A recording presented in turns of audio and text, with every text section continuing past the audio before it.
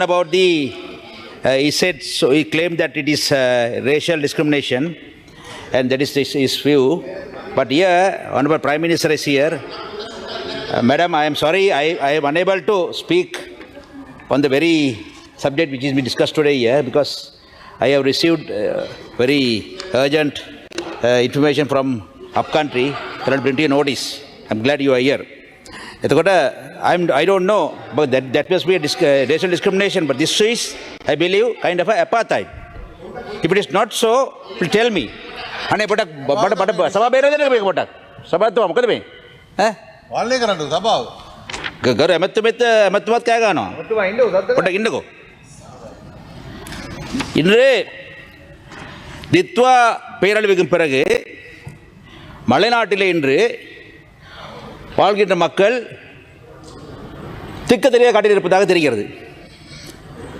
அங்கே இருந்து மிகவும் சோகமான அவலக்குரல் ஒலித்து கொண்டிருக்கிறது. ஜனாதிபதி அவர்கள் இங்கே வந்து பாராளுமன்றத்திலே பெரிய ஒரு நிவாரண பட்டியலை வாசித்தார். சந்தோஷமாக கேட்டுக்கொண்டிருந்தோம். அதை பாருங்கள், இந்த மக்களை பொறுத்தவரையிலே அங்கே வெள்ளத்தால் மண்சரிவால் பாதிக்கப்பட்ட மக்களுக்கு வீடுகள் சுத்தப்படுத்த 25,000 தருவதாக சொன்னார். பாடசாலை மாணவர்களுக்கு திருச்சியிலிருந்து 15,000 ரூபாயும் ஜனாதிபதி நிதியத்திலிருந்து 10,000 ரூபாயும் ஒட்டுமொத்தமாக 25,000 ரூபாய் தருவதாக சொன்னார். அதே போல கால்நடை வளர்ப்பாளர்கள், காய்கறி பயிர் வளர்ப்போர், சிறுகடை செய்தவர்கள் எல்லாருக்குமே நிவாரணம் வழங்குவதாக சொன்னார். காய்கறி பயிர் வளர்ப்போர் எல்லாம் நுவரெலியா மாவட்டத்திலே ஹை ஃபாரஸ்ட் போன்ற தோட்டங்கள் எல்லாம் இருந்து கொண்டிருக்கிறார்கள். அங்கே இருந்து ஒரு நாளைக்கு 5,000, 6,000, 7,000 தொன்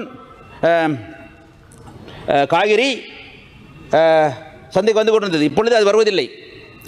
நிவாரணம் வழங்கப்பட்டதாக சொன்னார். ஆனால் மலைநாட்டில் என்று பார்த்தால் 30% முதல் 40% வரை தான் நிவாரணம் வழங்கப்பட்டிருக்கிறது. பொறுப்பிடம் கூற விரும்புகிறேன். இதை கேட்டுக்கொண்டிருக்கும் மலையக மக்கள் அதிகமாக பாதிக்கப்பட்ட மாவட்டங்களான கண்டி, நுவரெலியா, பதுளை, மாத்தளை, கேகாலைப்பாட்டு மக்கள் எவரவருக்கு இந்த நிவாரணம் சரியாக கிடைக்கவில்லையோ, தாங்கள் வஞ்சிக்கப்பட்டதாக நினைக்கிறார்களோ, அவர் அனைவருமே மனோ கணேசன் இல்லை பாராளுமன்றம் என்ற விலாசத்துக்கு கடிதம் எழுதி தகவல்களை எனக்கு அனுப்பும்படி கேட்டுக்கொள்ள விரும்புகிறேன். எனக்கு தெரியும். அடுத்து கடைசி விஷயம் என்ன? வீடு, காணி. இந்த மலையத்தை பொறுத்தவரையிலே மிகப்பெரிய பிரச்சனை, கோரிக்கை, தேவை காணி வீடுந்தான். பாருங்கள், இன்று ஜனாதிபதி என்ன சொன்னார்? காணி பழுதாகி இருந்தால், மண் சரிவில் காணாமல் போயிருந்தால் காணி வாங்கி தருவோம், அரசாங்கம் தர முடியாவிட்டால் 50 லட்சம் ரூபாய் தருவதாக சொன்னார். அதே போல அது காணியிலே வீடு கட்டி தருவதற்கு 50 லட்சம் ரூபாய் தருவதாக சொன்னார். 2 லட்சம் ரூபாய், 1 கோடி தருவதாக சொன்னார். சொல்லிவிட்டு ஜனாதிபதி சொந்த ஒரு பற்று காரணமாக அனுராபுரத்தில் சென்று ரீபில்டு ஸ்ரீலங்கா ஹவுஸ் இனிஷியேட்டிவ் ஆரம்பித்தார். மீள் கட்டுமானம் செய்யக்கூடிய இலங்கை மீள் கட்டுமானம் வீடமைப்பு திட்டத்தை ஆரம்பித்தார். அதை அவர் அங்கே இல்லாமல் கண்டியிலோ, நுவரெலியாவிலோ, பதுளையிலோ, மாத்தறையிலோ ஆரம்பித்து சந்தோஷப்பட்டிருப்பார். பரவாயில்லை, அவர் சொந்த ஊர் பாட்டு இருக்க பரவாயில்லை. ஆனாலும் கூட அனுராபுரத்திலே அங்கே சென்று அவர் செய்யக்கூடிய அந்த செயல்பாடு ஏன் மலைக்க முடியாது போனது கேள்வி கேட்க விரும்புகிறேன். கேட்க வேண்டும். நாங்கள் பிரஜைகள் அல்லவா, குடிமக்கள் அல்லவா, கேட்க விரும்புகிறேன். ஆகவே இந்த ஞாபகம் இருக்க வேண்டும். அதனால தான் அது ஒரு apartheid இன ஒதுக்கீடு கூற விரும்புகிறேன். இல்லாவிட சொல்லுங்கள், இல்லைன்னு சொல்லுங்கள். ஏன் அனுராபுரத்திலே பொல்நறுவையிலே காணி தந்து வீடு கட்டுவதற்கு 50 லட்சம் ரூபாய் தர முடியும் என்றால், ஏன் அதே 50 லட்சம் ரூபாயை நுவரெலியா தர முடியாது, கண்டிக்கு தர முடியாது, பதுளை தர முடியாது, மாத்தறை தர முடியாது, அவர்களுடைய மலைய மக்கள் தர முடியாது? ஏன்? காணி இல்லை என்று சொல்கிறார்கள். காணி இருக்கிறது. ஜனாதிபதி அவர்களை பாராளுமன்ற வளாகத்திலே கடந்த 2 வாரத்துக்கு முன்னாடி சந்தித்தேன். கேட்டேன், ஜனாபத்துவனி அப்போ ஜனதாவுக்கு இடப்பெற அவசங்கரண்ட என் முகத்தை கூர்ந்து பார்த்தவர் கேட்டார், இடம் கோயித பண்ண தீயன்னு நான் சொன்னேன். எடுத்து தீரவான், கொத்த தீரவான். கண்ட தோட்ட காணிகள் எல்லாம் அரசு சொந்தமானது. நீண்ட கால குத்தகைக்குத்தான் தனியார் கம்பெனிகள் வைத்து கொடுக்கப்பட்டிருக்கிறது, தவிர சொந்தமானது. அரசு நினைத்தால் கொடுக்கலாம். கடந்த வாரம் பாருங்கள், ஞாபகம் இருக்கிறது, என் நண்பர் சுச்சந்தி பெரரா ஹால்கோல் அவரது கேகாலை மாவட்டத்தில் இருக்கக்கூடிய எட்டியாந்தோட்டையில் இருக்கக்கூடிய தொகுதியில் இருக்கக்கூடிய அந்த மக்களை பற்றி பேசினார். காணி பிரச்சனை இருக்கிறது, காணி தரமாட்டேன் என்கிறார்கள். அவர்களே பேசாமல் அப்படியே தோட்ட முகாமையாளர்கள் மட்டும் தள்ளிவிட்டு போனால் அரசு பொறுப்பில் விரும்புகிறது. அரசு பொறுப்பு இருக்கிற அரசாங்கத்துக்கு பொறுப்பு இருக்க வேண்டும், நாட்டு பிரஜைகள். ஆகவே வீட்டு கேட்க விரும்புகிறேன் பிரதமர் அவர்களே, அனுராதபுரத்துக்கு புலனறுவைக்கு ஏனைய பகுதிகளுக்கு வாழக்கூடிய மக்களுக்கு, திட்டோ பேரவளால் பாதிக்கப்பட்ட மக்களுக்கு காணி தந்து 50 லட்சம் ரூபாய் பணத்தை செலவழித்து கட்டித்தர முடியும் என்றால், வீடு கட்டித்தர முடியும் என்றால், அதே சலுகையை, அதே உரிமையை, அது சந்தர்ப்பத்தை, வாய்ப்பை, அவகாசத்தை மலையில் வாழக்கூடிய மக்கள் தர முடியாது கேட்க விரும்புகிறேன். சொல்லுங்கள். அதுதான் இன ஒதுக்கலாது, இன ஒதுக்கல் பாரபட்சம். அது வெட்கப்படுகிறேன், வேதனைப்படுகிறேன். இங்கே என்னோட சேர்ந்து இருந்து, எதிர்கட்சியில் இருந்து என்னோட சேர்ந்து நான் கொண்டு வந்த மலை மக்கள் தொடர்பான முழுநாள் பிரேரணையிலே நான் முன்மொழிய வழிமொழிந்தவர் தான் අnder කොරසානායක. ගරු මන්ත්‍රතුමා විනාඩි 2යි. කොච්චරලා තියෙන්නේ?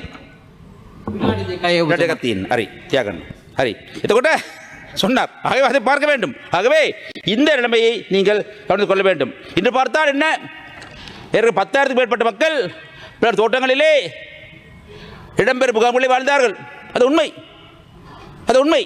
பழையத்திலே அதிகமாக பாதிக்கப்பட்ட மக்கள் குழு அவர்கள் தான், வேறு யாரும் அல்ல. ஆனால் அந்த மக்களை பொறுத்தவரை இன்று அனாதரவர்களாக இருக்கிறார்கள். அவர் காணியும் இல்லை, வீடும் இல்லை, கணக்கெடுப்பதும் இல்லை. அங்கே உள்ள பிரதேச செயலாளர்கள், கிராம சேவையாளர்கள், தோட்ட முகாமையாளர்கள் மற்றும் NBRO அதிகாரிகளாக சேர்ந்து கொண்டு அவரை விரட்டுகிறார்கள். அவர்கள் தோட்டங்களுக்கு சென்று குடியிருப்பு வாழ சொல்கிறார்கள். அது குடியிருப்புகள் எல்லாம் சுவர் பிளந்திருக்கிறது. குடியிருப்புகள் மேலே மலை முகடு பிளந்திருக்கிறது. மேலே குண்டுகள் இருக்கின்றன. அடுத்த வழியில் உருண்டு வரும் நிலைமை இருக்கிறது. எங்கே போவார்கள் அவர்கள்? மக்கள் அவர்களுக்கு உடனடியாக அரசாங்கம் முன்வந்து விசேடமான ஒரு பரிமுறை உருவாக்கி காணி தர வேண்டும், காணி தந்தையாக வேண்டும்.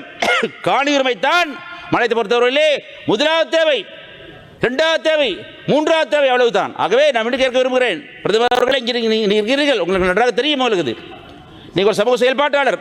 நீ பாராளுமன்றத்துக்கு முன்னாலே கூட எனக்கு உங்களுக்கு தெரியும்.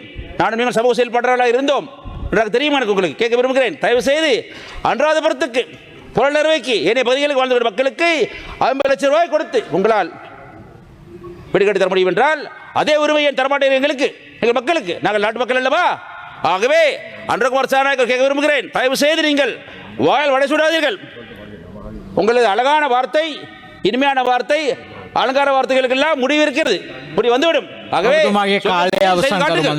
எல்லோரையுமே சிலரை சில காலம் ஏமாற்றலாம், பல காற்றம் ஏமாற்றலாம், ஆனால் எல்லோரும் எல்லா காலம் ஏமாற்ற முடியாது கூறிக்கொண்டு, தயவு செய்து ஏழை மக்களுக்கு திட்ட நிவாரணத்தை தரக்கூடிய அதே உரிமையை, அவகாசத்தை, வாய்ப்பை மலை மக்கள் தந்தை ஆக வேண்டும் என்று கூறிக்கொண்டு, செய்திகளை உடனுக்குடன் தெரிந்து கொள்ள உடனே சப்ஸ்கிரைப் பண்ணுங்க.